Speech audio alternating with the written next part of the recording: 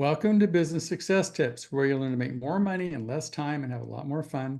I'm your host, Paul Sanneman, founder of Contractor Staffing Source, where we help contractors build great teams.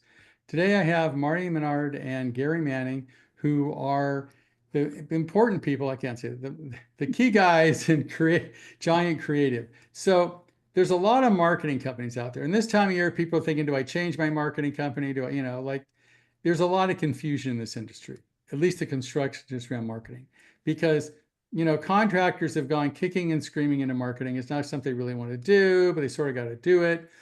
So the first question people ask me is, okay, what makes them different and better than all the other marketing companies out there? So maybe you can answer that question. Yeah, happy to. Let's start with a big one. Gary, please. Oh, okay. I guess the problem that we found with the industry, and I joined Marty and Andrew about a year ago. And when you get a new partner, and it gave us a chance to ask ourselves some hard questions. And one of the hard questions was, why do marketing agencies focus on leads and not sales? Right? Because in my previous companies, I hired marketing agencies to bring me sales, but they were bringing me leads.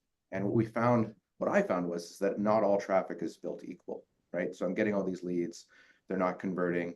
And being in the digital service and technology industry, like this is not a hard problem to solve. We just need to spend the time to build it right. So we went back to the studs and we said, okay, how can we focus on sales and send the algorithms the right signals? Instead of Google and Facebook believing when they want to get you leads, if you make them believe that they want to get these type of sales, not just sales, but these type of sales, it totally changes how Google and Facebook work. Okay. So we built it from the ground up, and we built a business dashboard for each one of our clients that shows not only the leads, not only the visitors and the spend, but the sales, right? And then we take those signals and we send them back to the different platforms, and then they respond to that. And that's really how it works. So I guess I think that makes us a better feedback loop, because unfortunately, when you buy a drill, what do you want? You want a hole, right? You don't care about the damn drill. Well, the same thing with marketing. Marketing agencies say, look at this drill. It's got this and it's that. You got this much traffic. You've got these statistics. You got these analytics. I just want a damn hole, right? I don't care about all that stuff. And contractors are pretty simple-minded in that sense. They look at spending money on something and they want to get money back in return. They don't care about fame, statistics, all that kind of stuff. They just want, if I put in $100,000, do I get $200,000 back or not? Right? Yeah. And the industry, what I seen them do, and what Giant was doing before we kind of reinvented ourselves, is we were, doing the same thing every month for the clients, get them on a retainer, you do your X many blog posts, you do your X many SEO optimizations, and you add this many backlinks, and you rinse and repeat every month, right? That's pretty standard for the industry. We said, well, how can we change that into something that makes sense for where the industry is moving? Because the industry is moving all the time, right? So what we did is we constructed a subscription program, which allows us to meet every month internally and with the client to figure out what the problems are that we want to solve that month. And then we react to the industry, we react to what's happening on their website and where their leads are going, where their sales are going. And then we build a new plan each month, and then we execute on that. And that keeps up with the innovation and keeps up with the client's changing environment too. I mean, what I've seen typically from digital agencies is they say we're giving you good leads, but your sales suck. And they say, no, our salespeople are good, your leads suck, right? So there's this conflict between the digital marketing agency saying it's they're both blaming each other, right? And who cares? You just want to get sales. So what you're telling me is you'll follow the sales funnel all the way through until it produces revenue. You don't stop after the lead, right? Yeah, let me give you a good example. So a good example would be in the HVAC industry. We have a very good HVAC client that I'm talking about right now, and they serve different industries. They have heating, cooling, repair, and service. And what they wanted installations, right? The repairs are great, but the difference between a $200 repair and a $10,000 HVAC new furnace installation is stark, right? So Right. if you're sending them a whole bunch of repair leads versus install leads, they're not equal. So focusing on what matters for the business is where we went, and now they're getting a whole bunch more installs. So working with them to give the algorithm the signals that you want furnace installs, not furnace repairs, was really important in this case. So do you think it's fair to hold an agency responsible for ROI on the investment in marketing? Absolutely. Well, not only for them, but for yourself, for us as an agency, because they're not going to be with us long term for not doing the right thing. If we're not creating that ROI for them, they're going to move on. Right. Well, I mean, there's certain. Go ahead. Forgive me, my friend. I think one of the things that Gary has been really successful for our clients with is, and it really speaks to your question around, you're right. So many agencies are, and we see it all the time. I talk to new home service clients on a weekly basis. And one of their first pain points is that frustration between the digital agency that is telling them it's their fault for not having a good sales team or not doing enough with the leads. We're generating the leads. And then of course the client going, but these leads aren't turning into business. And that is a constant point of friction. And one of the things that Gary has done a really good job with our clients is we've all heard, the cost per lead, your CPL, cost per click, your CPC, but Gary and his team have implemented a cost per sale. So we work really hard over the course of the first few months to really define and then continue to optimize and define the actual cost per sale for the client. So then it doesn't become, and correct me if I'm wrong, Gary, it doesn't become just an issue of, hey, give us this kind of ad budget every month, and it's the same. Give us $5,000 a month, give us $10,000 a month on your ads, and it's the same.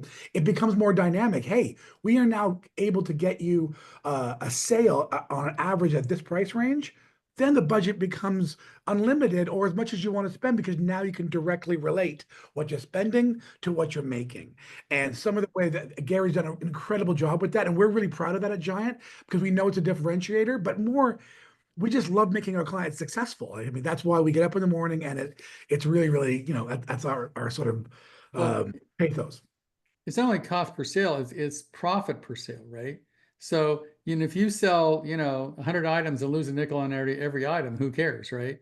So I think, one of the things that you're right, agencies typically look at their job as generating neat leads, not making the company money. And I think an agency's job is to, if they're going to spend $100,000 in the agency, how much money am I going to make back? If I make $200,000 gross, and I'm only netting 10%, it's a wash. Why bother, right? I churned a lot of money. I spent 100,000, net 100,000. Who cares? What a waste of time. But I'll give you another good example. Oh, sorry about that. So what happens is agencies generally don't want to deal with that. They go, that's not my problem. My job is generating quality leads for you guys, and making a profit, that's your problem, not mine. And I disagree.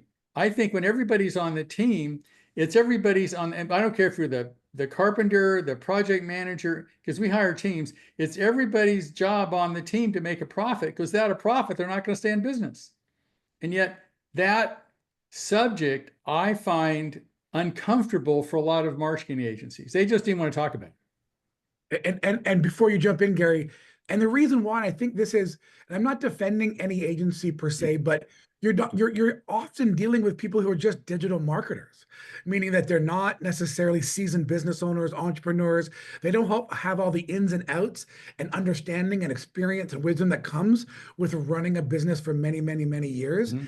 They've graduated from a program. They're really good at getting in there and setting up your Google Ads accounts and so forth and run the ads, but they don't understand the bigger, broader picture. One of the things that Giant and I are really, or Gary and I here at Giant are really proud of is both of us collectively, we're not young men. This is not our first business. We want to be able to apply real business thinking and business strategy to our approach. We're not just the lead generation company. We are people who have businesses, who have had businesses and sold them. We understand the mechanics of it. Gary, especially, as his pedigree is quite impressive. And we want to bring that knowledge to the table. So we're not just another company who's just selling leads and that's all they can do. I mean, and I've even had marketing companies I've had podcasts with that I say, what is the net profit of the client? And they go, well, it's not my business. And I go, are you kidding me? That is your business, right? I mean, that's what pays you the money that they're paying you. If you're not making net profit, you're history. And yet in the agency business, it's sort of like, well, that's too personal, or, I really shouldn't know how much money the guy's making. And to me, that's crazy, because the whole purpose of an agency is to make you some money, or why bother, right? I was told that once, that companies won't release their revenue and they won't be that transparent with you. But if you explain to them why, and you get into, well, if we don't send the right signals, it's not going to hit your bottom line. It's not going to get you what you want. Then they're like, oh, okay, well, here you go. I'll give you, because that makes a lot. That feedback, maybe you're selling installs, but they're losing 20,000 on an install because their labor costs are too high. Well, then don't sell a bunch of installs because it doesn't work. I mean, to me, as a marketing person, you're sort of like a CMO, for lack of a better term. You're an integrated part of that business, and marketing is just a way of producing profit. That's all it exists for, right? I couldn't agree more. Yeah. Our approach is, your success is our success. We're not looking for short term. We're looking for long-term partnerships. We want to continue to build and grow. And we're not going to do that if we're not, as you say, an integrated partner. Basically the marketing department of said HVAC company, said roofing company, said insulation company, whatever it might be. Right. And our best and most successful relationships and long-term are based on the companies that let us get in there. And to Gary's point, we get that sales data. We're in the CRM. We can help optimize, because again, if we're not successful for you, then why would you give us money? Right. So you have a way of tracking, you have a way of tracking, if I'm spending X dollars on, there's always a debate. Do I, spend it on Google Ads? Do I spend it on SEO? Do I build brand? Which it makes more sense. And I just talked to a guy the other day. He said, we found, just in this particular industry working with, that SEO makes everybody feel good, but doesn't make any money. And that in that particular industry, Google Ads turned it over, they didn't get as much branding, but they got a lot more business. And so in that specific instance, it made more money to spend money on Google Ads than it did to spend on SEO, because SEO made them popular, made them, let people love their Instagram. They got a lot of likes, they got a lot of publicity, but didn't get any sales, right? SEO is very hard to do right, because there's so many moving factors. I had the opportunity to work with Google and Facebook building products in my past. So went down to the headquarters, built products with them. And at that time, I was very lucky to get a look under the hood and understand the algorithm as well, because there's so many moving parts. Like normally most agencies doing SEO will tell you, hey, it's gonna be at least 3 months, a year before you really start to see the fruits of our labors, right? And we here can do it within 1 to 2 months now with what we're doing. Can't let you under the hood to say. No, well, that's your secret sauce, but it's not unrealistic to say, look, if I'm going to spend a bunch of money on SEO, because SEO, unless it produces sales, it doesn't make any sense. I mean, I can have the world's biggest brand, everybody can know my name, but if people don't buy stuff, I don't care. Yeah, I could say I could give you the high level of what some of the secret sauce is. So I was honored to speak at Google Think, which is there's a video online about it. And the topic that I was speaking about was website technology and its effects on how you're ranking, right? If you don't have your under the hood again working properly, Google's going to recognize that and they're not going to rank you. Everything from metadata, site scripts, images, even the images that I see on some of our new client sites when we come in, they're all stock photos. Well, Google recognizes that that's not an original image. They're going to derank you. Another thing is there's something called the Fletch-Kincaid algorithm, which sounds really fancy, but all it does is it tells you the English reading level of the text that's on your page. And if you're at a grade 9 reading level, at a grade 11 reading level, they're going to match that with the audience that is coming to the site. So if you're not speaking at the proper language level, you're going to get thrown into the algorithm. They're going to send you somewhere else too. We had a client which moved recently. We just brought on a few months ago, and we said, we're going to rank you within 2 months. And now they're on the first page in Google in all the cities they serve within a month and a half. So that's amazing. We're pretty proud to know we have some secret sauce that we can make change on the SEO quickly now. Well, I mean, the scary part, especially with AI coming to play, right? I mean, it's like it changes instead of every year, it changes every week. It's crazy, right? I mean, I was talking to a guy, was an HVAC company, and 6 months ago, having AI answer the phone and set appointments did not work because it took forever. It can't tell a damn difference than a person. It talks in real time. There's no hesitation and has this great conversation and helps set the appointment. It's 24/7. It's way cheaper than some, for offshore phone, answering service. So that's changing all the time. And now I hear a couple opinions. One is Google doesn't like AI. And the other one says, well, Google's AI and AI likes AI. So maybe you can help me with that, right? Because this is changing literally every week. It's crazy. So what is your opinion on how and when to use AI in marketing? So there's, like you said, it's moving very fast. But at the core, what you said is Google doesn't like AI. And it's somewhat true. If you're running your site copy through ChatGPT or Copilot or whatever you're using, and you're spitting it out on your website, they're going to detect that you have regurgitated something and you're not offering value. But if you are using AI to do research and figure out all the ways you should be speaking about it, and then compiling all that together and answering all of the questions the user will have when they land on the page to make sure they're not bouncing back and forth to Google to get the answers, that's what they want. They want real information on the page that helps you make a decision. So if you're doing the work to get there, augmented by AI, Google's going to love you. I mean, I think Google's sort of like, the god of marketing, whether good or bad, till they break it up, who knows? But I think Google's intent is they want people to buy stuff. I mean, I don't think it's negative. I think, we want to help you sell your stuff, whatever your stuff happens to be, right? And I think the client and Google can agree on we want to help you sell your stuff. The question is, what technology does Google use to figure out how to help you sell your stuff, right? And if I don't know what that technology is, I mean, if they're speaking French and I'm speaking English, it's going to be a problem.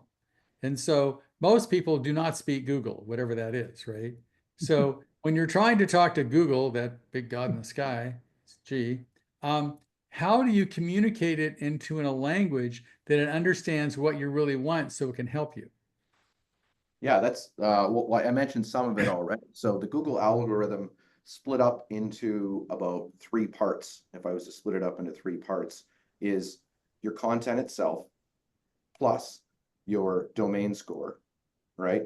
Plus your backlink authority, and then actually there's sort of the plus technology competency. So let me walk through each one of those. So the first one's the content, right?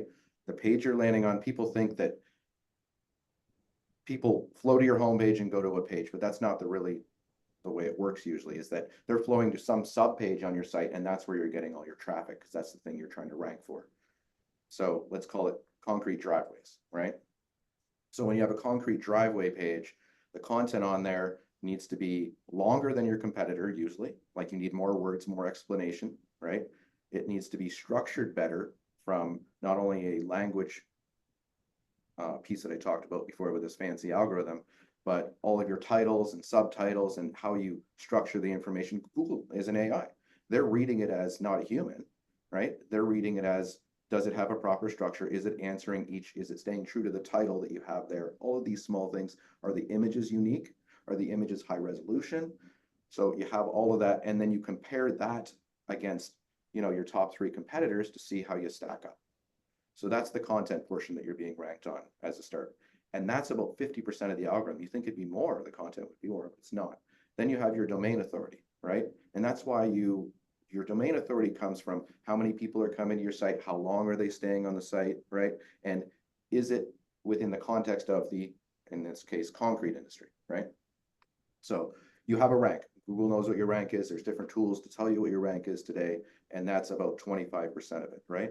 And that also comes from branded keywords. So is someone searching your name, whatever your name of your business is, right? So in this case, if it's Acme Concrete, right? How many people are searching Acme Concrete within the location that you're in will give you that score, right?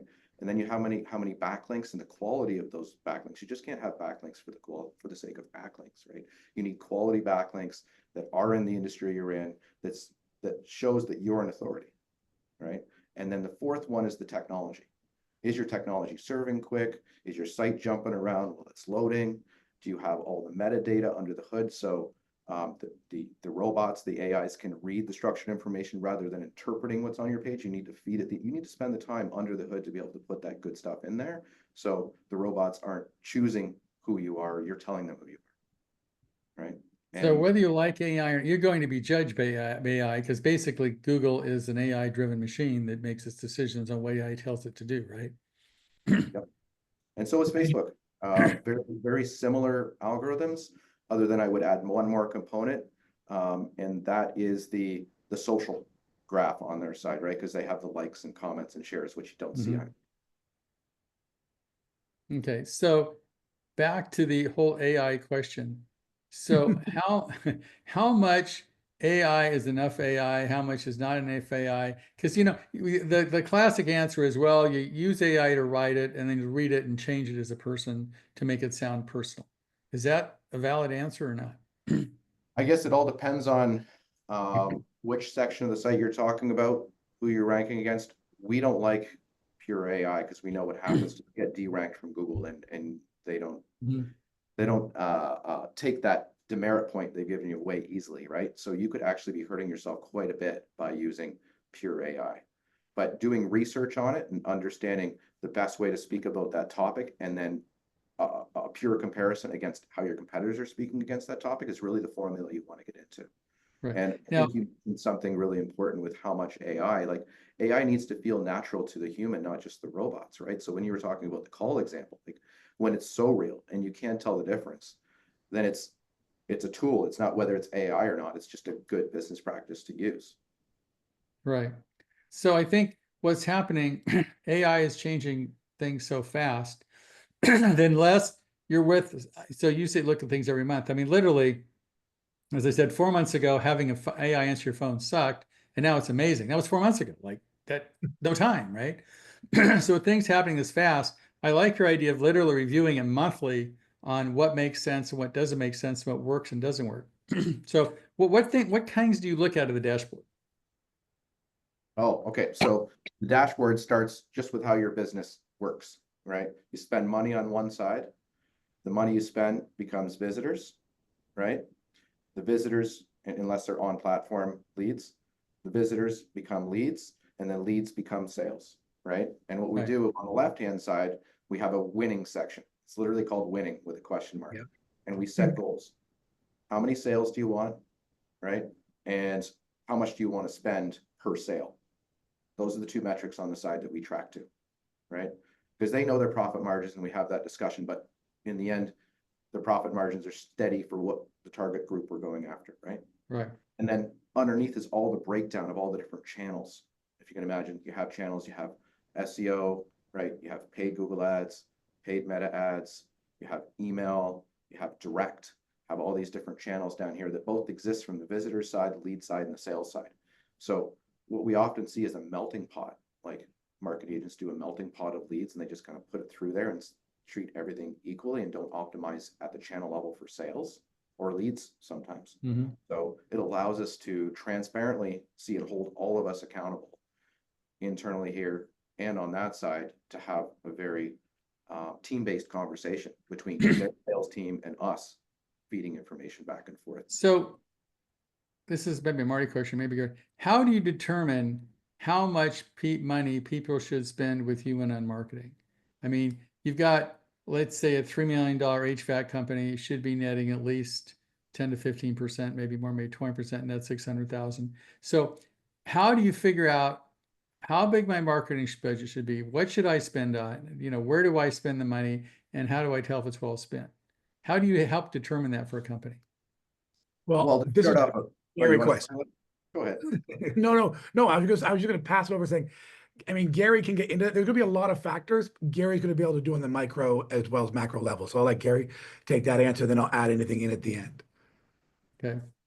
Yeah, so typically it's around 10%. Like if we were to look at it, spread it like butter across the board, it's around 10% of your marketing spend of your revenue, right? So it's about a 1 to 10 ratio. But if you're looking for only furnace installations and it's highly competitive in the area that you're in, city to city is very different. So when you're when you're in a very competitive city, then you're going to be also charging more, but not a lot more. You know, you can't sometimes make up those margins. So it does vary from industry to industry, but I would say 10% total spend is what you're looking.